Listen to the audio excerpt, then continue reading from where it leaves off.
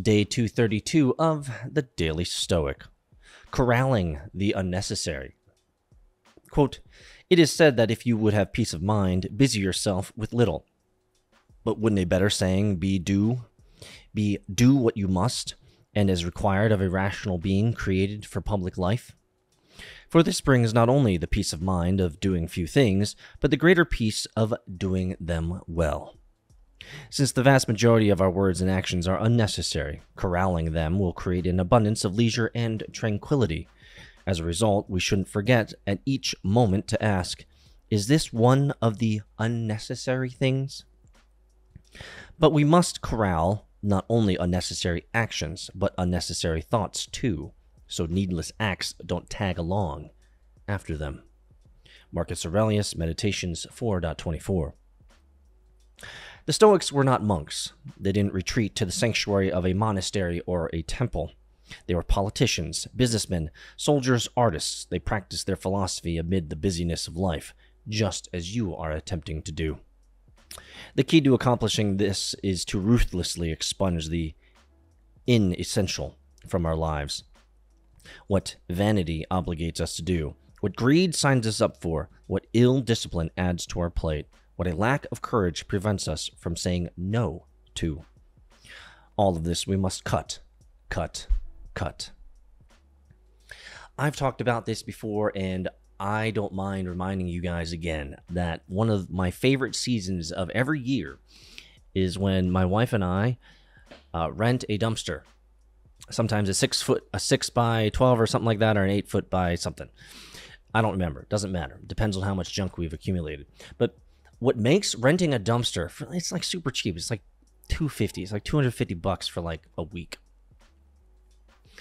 And you can get smaller ones too, by the way. They drop it off and they just pick it up.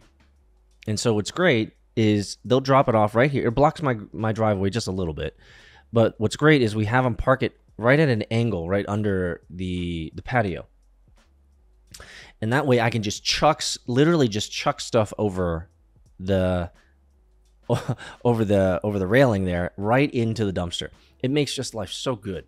Now, have there been things that have been chucked into the dumpster that probably get me in trouble? Yes.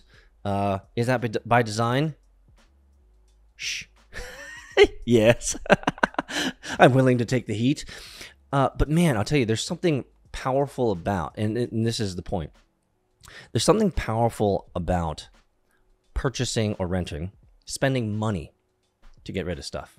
Now, there might be people say here, oh, you should give it to Goodwill or you should give it to Salvation Army. Yes, I understand. But man, there is something powerful about the act of spending money for a dumpster. And I think you can get them for like maybe $99, so even cheaper, smaller ones. And spending that money and having that sit there. It just sits there for a whole bloody week. Now, for those who might not be attuned to the value of this, let me tell you what the value is. I mean, I get right to work now, but I can see people getting a dumpster and then having it just sit there. Yes, it's good. It'll eat away at you. You spent the money on it. Good. Start filling it up. Start getting rid of unnecessary nonsense. A decluttered life, man, is powerful. Some of you guys remember, maybe some of you guys have to hearken back to your college days. That might have been the last time you actually set up a little living space for yourself and it was perfectly organized, right? The microwave was here, your desk was here, your drawers were here, your clothes were here, your books were here, your stupid roommate and their messy shite all over there, right?